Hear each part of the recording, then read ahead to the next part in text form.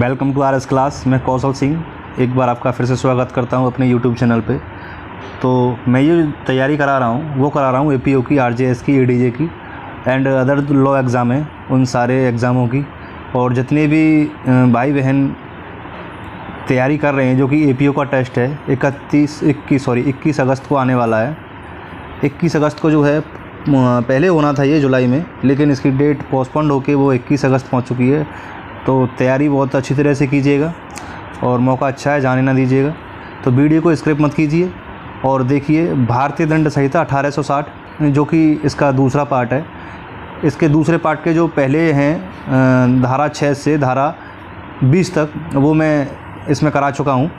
और आज है आपका धारा 21 से। धारा 21 से स्टार्ट होगा और देखते हैं धारा कहाँ तक जाता है।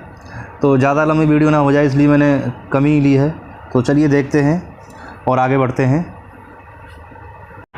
देखिए साथियों, धारा आती है 22 आपकी। 21 अभी हम कर चुके, अब आती है धारा 22 आपकी। तो धारा 22 क्या कहती है? जंगम संपत्ति। देखिए पहले ये मतलब समझिए, जंगम संपत्ति का क्या मतलब है। इसका मतलब होता है मूवेबल प्रॉपर्टी। क्या होता है? मूवेबल प्रॉपर्टी यानी जंगम संपत्ति। जंगम संपत्ति, मूवेबल प्रॉपर्टी। जंगम संपत्ति शब्दों से यह आशयत है कि इनके अंतर्गत हर भांति की मूर्त संपत्ति आती है, हर भांति की मूर्त संपत्ति आती है, किंतु भूमि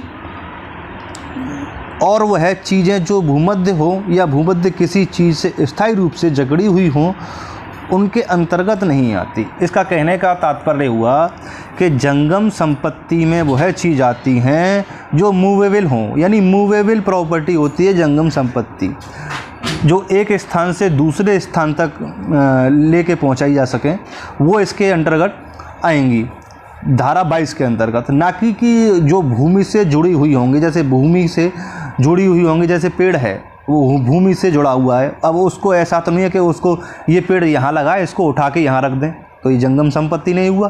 तो जो भी भूमि से जुड़ी हुई चीज़ें, जैसे कि मकान हुआ, मकान भूमि से जुड़ा हुआ है, मकान को एक जगह से उठा के दूसरी जगह नहीं रख सकते, लेकिन अब तो टेक्नोलॉजी आ गई है, जैक वगैरह लगा के उठा सकते हैं। तो पेड़ एक अच्छा उदाहरण है हमारा।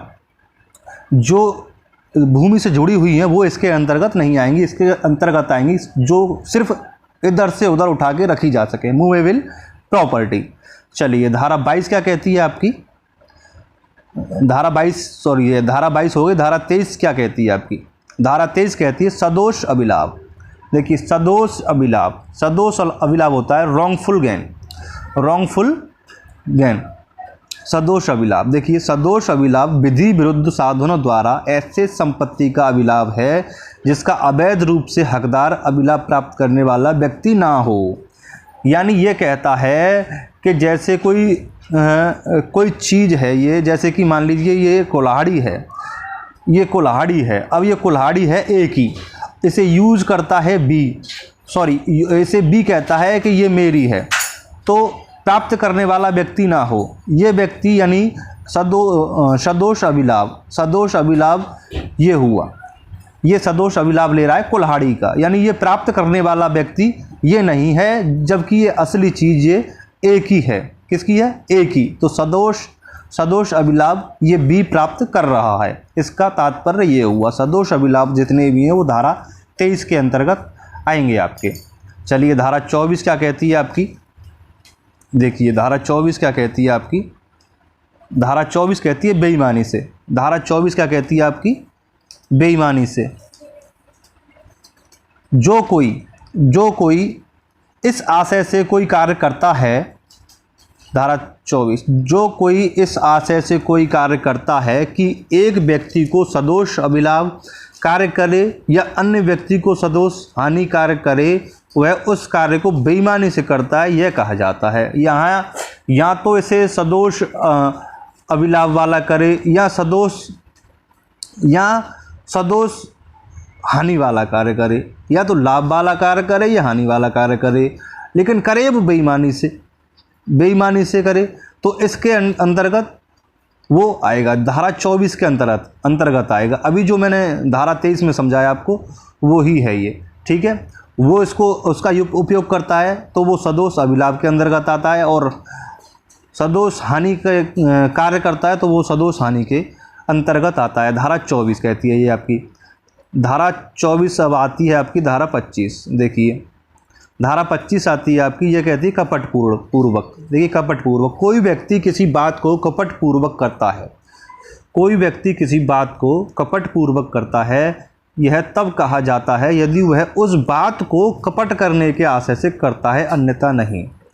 देखिए इसका तात्पर्य हुआ कि कोई बेईमानी करता है आपके साथ, कपट करता है, तो कपट करता है तो वह उस बात को पूरा उस ढंग से ही कहता है कि मान लो वो बात झूठी कह रहा है आपसे, तो वो कपटपूर्वक करता है। अगर वो बात सही कह रहा है तो वो कपटपूर्वक नहीं है।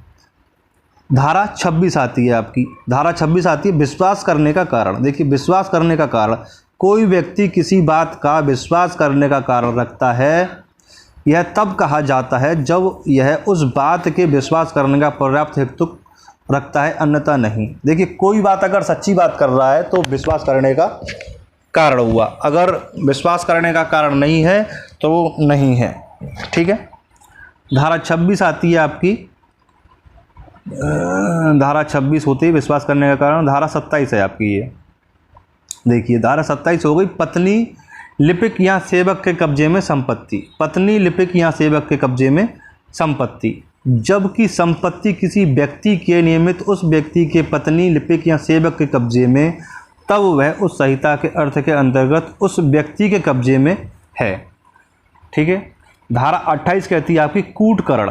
जो व्यक्ति एक चीज़ को दूसरी चीज़ के सदस्य इस आशय से करता है कि वह सदस्य से प्रवचन करे, यह संभाव्य जानते हुए करता है कि तद्वारा प्रवचन की जाएगी, वह कूटकरण करता है कहा जाता है। कूटकरण की जितनी भी बातें आएंगी वो धारा 28 में आएंगी। अब आते हैं आपका धारा 29। धारा 29 क्या कहती है आपकी? देखिए दस्तावेज। दस्तावेज शब्द किसी भी विषय का द्योतक है, सूचक है। ठीक है। जिसको किसी पदार्थ पर अक्षरों, अंकों या चिन्हों के साधन द्वारा या उनसे एक से अधिक साधनों द्वारा अभिव्यक्त वर्णित किया गया हो जो उस विषय से साक्ष्य के रूप में उपयोग किए जाने के आसियत या उपयोग किया जा सके, ये होता है आपका वसीयत। ठीक है। वसीयत में आता है आपका सेक्शन 29 में। अब आता है आपका बेईमानी। धारा 30। देखिए धारा 30 आती है आपकी मूल्यवान प्रतिभूति। मूल्यवान प्रतिभूति शब्द उस दस्तावेज का द्योतक है जो ऐसी दस्तावेज है या होनी तात्पर्य है जिसके द्वारा कोई विधिक अधिकार सुरक्षित, विस्तृत, अंतरित, निर्बंधित, निरूपित किया जाए, जोड़ा जाए, या जिसके द्वारा कोई व्यक्ति यह भी स्वीकार करता है कि वह विधिक दायित्व के अधीन या अमुक विधिक अधिकार नहीं रखता। ठीक है। अब आती है आपकी धारा 31। तो धारा 31 मैंने टाइप नहीं की है, मैं आपको ऐसे ही समझाता हूँ। धारा 31 कहती है आपकी बिल के बारे में। क्या कहती है आपकी धारा 31? बिल के बारे में कहती है बिल शब्द किसी भी वसीयत दस्तावेज का द्योतक है। यानी बिल शब्द जो है किसी भी वसीयत दस्तावेज का सूचक है। क्या है? बिल शब्द किसी भी वसीयत दस्तावेज का सूचक है। अब आती है आपकी धारा 32।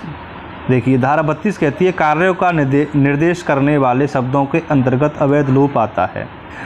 कार्यों का अवैध लोप करने वाले शब्दों के अंतर्गत आता है जब तक कि संदर्भ तत्प्रतिकूल आशय प्रतीत ना हो। इस संहिता के हर भाग में किए गए कार्यों का निर्देश करने वाला शब्द का विस्तार अवैध लोप भी है। देखिए अब ये यहाँ से आगे कुछ धाराएं हैं वो एक्चुअली नॉर्मली है जो कि काम में नहीं आती हैं। तो आगे मैं आपको जो चैप्टर लूँगा वो लूँगा आपका मैं आगे चैप्टर अध्याय 3। तो देखिए अध्याय 3 लूँगा मैं आपका, और वो करेंगे धारा 53 से चालू, जो कि दंड है।